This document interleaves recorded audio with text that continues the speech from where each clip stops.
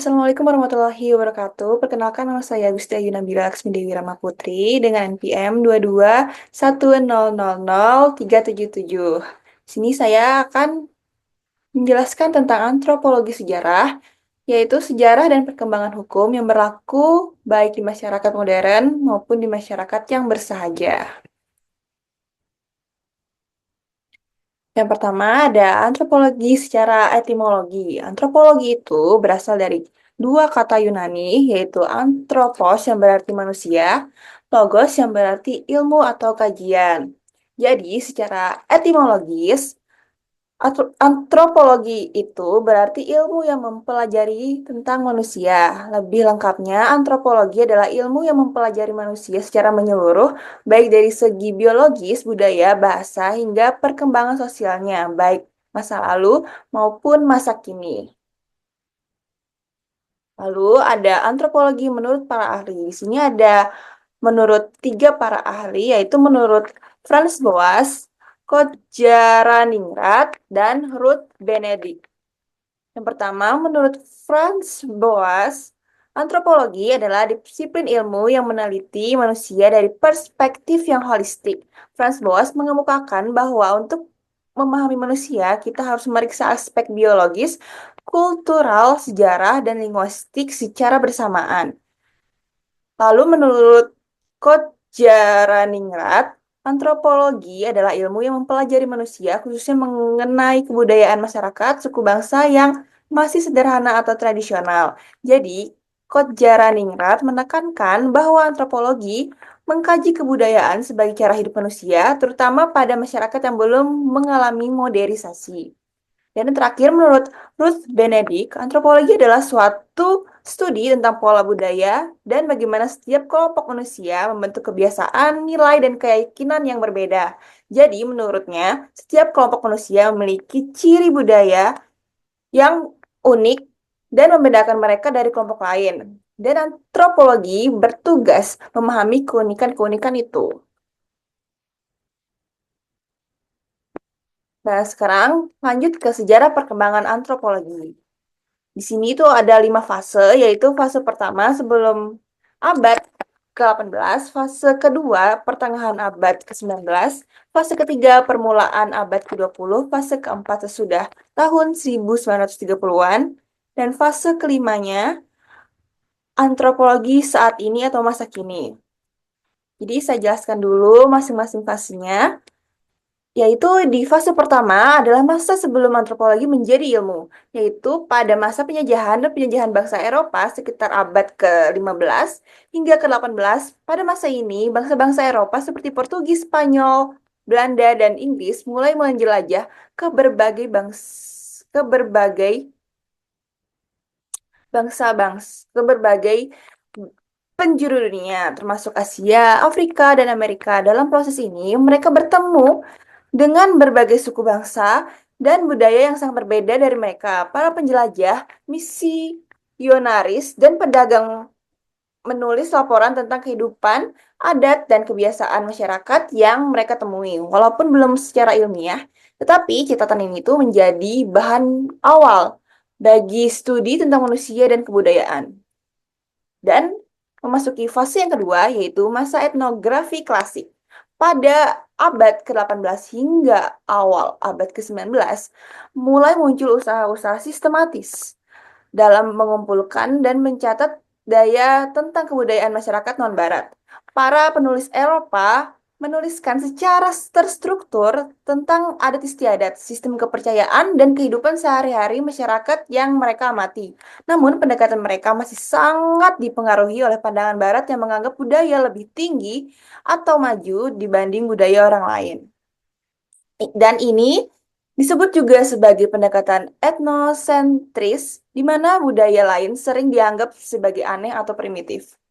Dan yang ketiga, ada masa evolusi budaya yang berkembang kuat pada abad ke-19.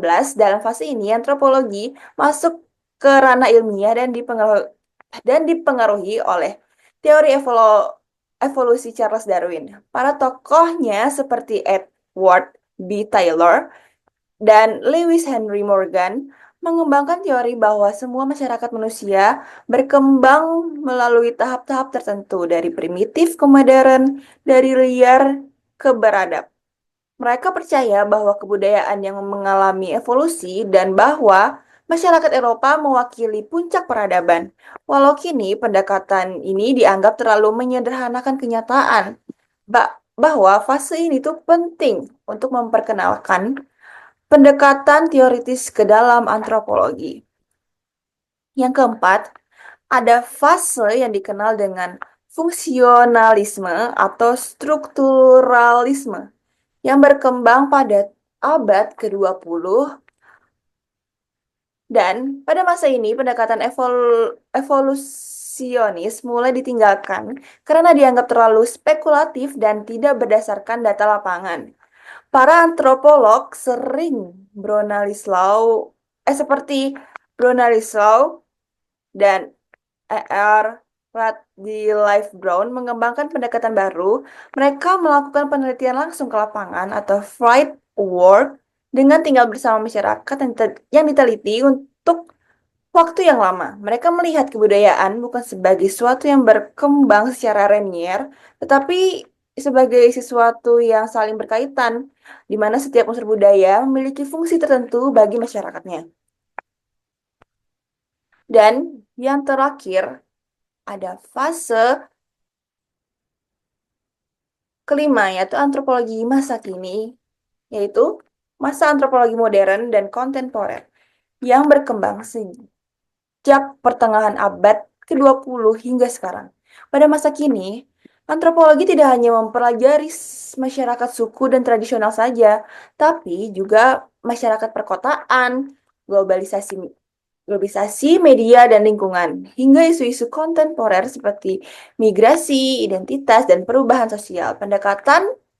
Pendekatannya menjadi semakin multidisipliner, menggabungkan ilmu sosial lainnya seperti sosiologi, psikologi, dan politik. Selain itu, para antropolog juga mulai lebih sadar akan posisi dan etika mereka dalam melakukan penelitian serta lebih menghargai perspektif masyarakat yang mereka teliti. Lalu berlanjut ke prinsip dasar antropologi. Prinsip dasar antropologi itu ada 4.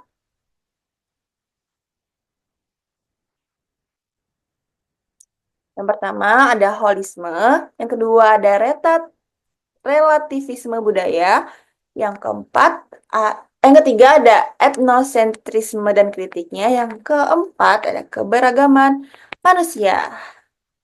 Baik, akan saya jelaskan satu persatu dari mulai holisme. Holisme pendekatan holistik dalam antropologi berarti memahami manusia dari berbagai aspek biologinya, budaya, sejarah, dan linguistik. Contohnya, kalau seorang antropolog ingin memahami upacara adat, pernikahan suatu suku, dia juga akan melihat latar belakang keagamaannya, hubungan kekerabatannya, sistem nilai, dan peran sosial dari upacara itu. Karena semua unsur itu saling berkaitan dan membentuk satu kesatuan budaya.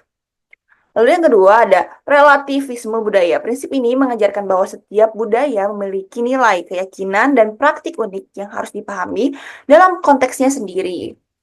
Misalnya, jika suatu masyarakat punya tradisi tertentu yang terlihat aneh atau tidak biasa bagi kita, sebagai antropolog, kita harus mencoba memahami mengapa tradisi itu penting bagi mereka, bukan langsung menghakimi.